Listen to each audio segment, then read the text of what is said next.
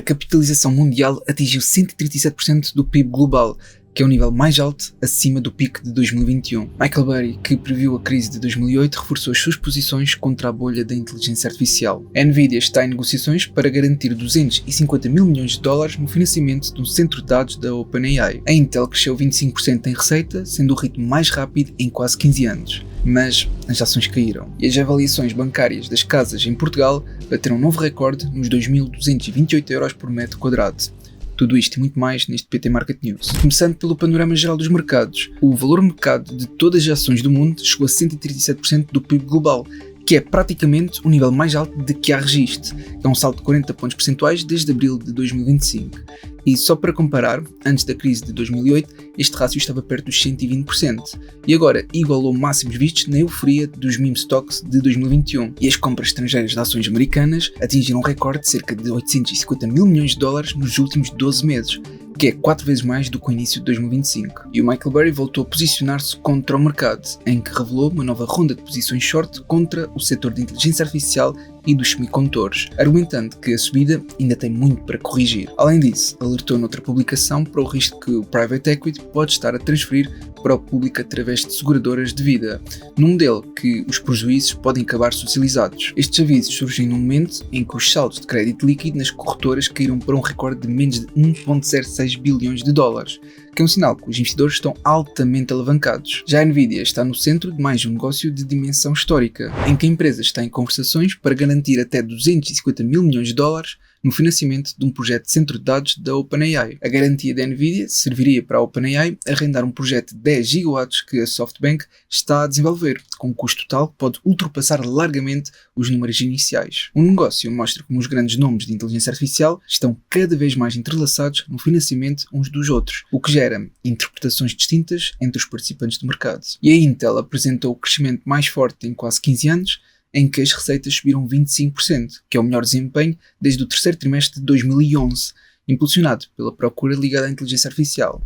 Ainda assim, as ações recuaram num padrão que se tem repetido nesta época de resultados, com o mercado a exigir mais que os números fortes. Em Portugal, o preço das casas voltou a bater recordes, em que o valor mediano da avaliação bancária na habitação chegou aos 2.228 euros por metro quadrado, que é uma subida homóloga de 16,6%. A variação mais acentuada verificou-se nos Açores, com 24%, e que não houve qualquer região com redução de preços. Passando aos resultados das empresas, a Alphabet e Tesla puseram à prova a paciência dos investidores por causa do peso do investimento em inteligência artificial. A Alphabet caiu depois de rever em alta o investimento previsto para 2026, que agora está entre os 195 e 205 mil milhões de dólares, que é sinal de um novo aumento em 2027. Ainda assim, a receita da Google Cloud acelerou para 82%, com a procura por infraestruturas de inteligência artificial a crescer mais depressa do que a própria capacidade. Apesar do trimestre imperfeito e do maior gasto, há analistas que mantêm uma visão positiva sobre a empresa. Já a Tesla registrou o primeiro fluxo de caixa livre negativo em mais de 2 anos. O valor caiu para menos de 1,1 mil milhões de dólares, com o investimento a subir para 5,8 mil milhões,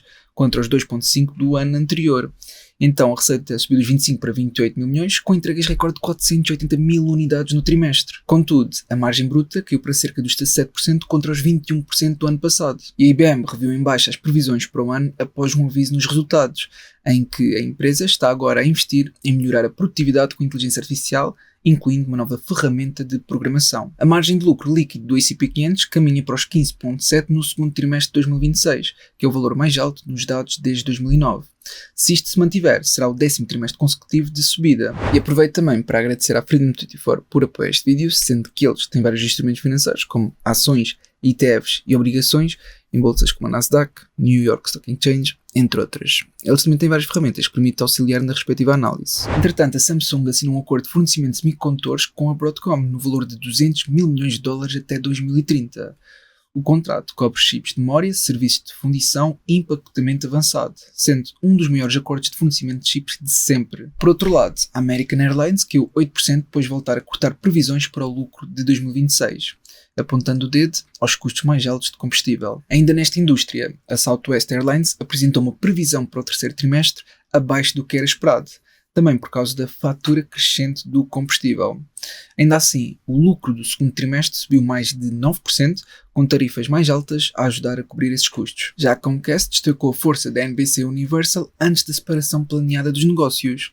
A empresa vai dividir os negócios de cabo dos de mídia, criando duas empresas cotadas separadas. Depois temos a Volkswagen, que reportou um lucro no segundo trimestre abaixo do que era esperado e reviu em baixa a previsão de vendas para 2026, em que o diretor financeiro abordou os encerramentos de fábricas e os cortes de postos de trabalho no momento de queda dos lucros. E a Waymo captou capital de uma avaliação de 126 mil milhões de dólares, que é um valor próximo de toda a Uber, apesar da Waymo operar cerca de 4 mil táxis autónomos em 12 cidades. A Shein revelou os primeiros números financeiros antes da entrada em bolsa em Hong Kong e a empresa apresentou um prejuízo trimestral e alertou para o impacto das tarifas no negócio. A fortuna de Elon Musk caiu para cerca de 582 mil milhões de dólares em pouco mais de um mês, com a SpaceX a recuar 50% face ao máximo histórico. E a subida das ações europeias está a ser a mais concentrada nos últimos anos porque vem quase inteiramente de ações de chips de inteligência artificial, como a ASML e, por exemplo, também a Infineon. No campo da macroeconomia, o Banco Central Europeu manteve as taxas de juros inalteradas, tal como era esperado. Contudo, há sinais que o Banco Central Europeu pode voltar a mexer nas taxas em setembro, e desta vez para cima. Nos Estados Unidos, o mercado de dívidas está a enviar um aviso claro sobre a inflação ao novo presidente da Reserva Federal. As yields das obrigações do Tesouro subiram, refletindo preocupações com a inflação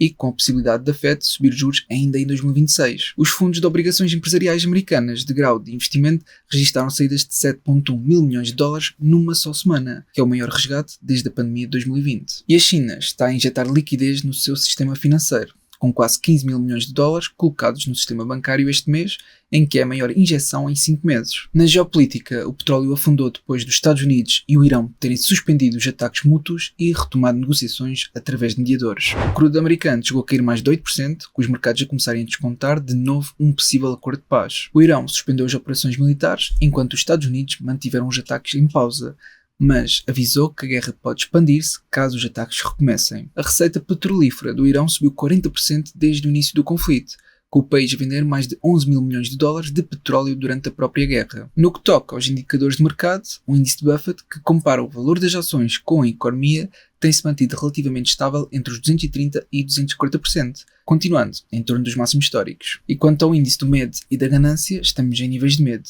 revelando alguma incerteza nos mercados. Para finalizar, deixo aqui uma nota para os principais earnings que irão sair na próxima semana, com a Palantir no dia 3, depois a SpaceX, AMD e Caterpillar no dia 4, seguidos da Eli Lilly, SanDisk no dia 5.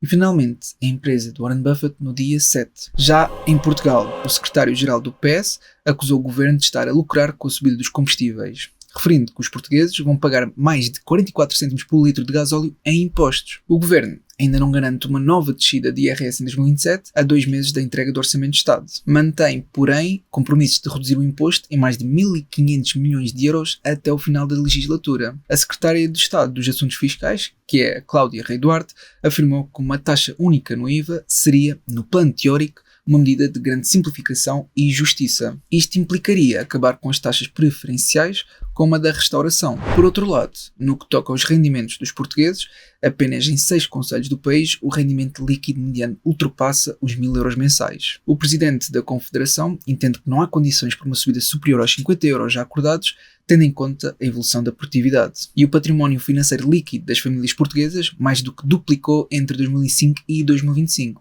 Pelo menos segundo o Banco de Portugal. Depósitos e certificados representam 44% desse património, mas foram os fundos e ações que mais ajudaram a valorizar a poupança das famílias. As obras de reabilitação e remodelação de imóveis ficam fora do novo regime de devolução parcial do IVA na construção de habitação própria. A autoridade tributária esclareceu que só empreitadas de construção nova beneficiam deste apoio. E por fim, Portugal está perto de ligar 20 cabos submarinos e de se afirmar como um polo digital, aproveitando a posição estratégica nas comunicações internacionais.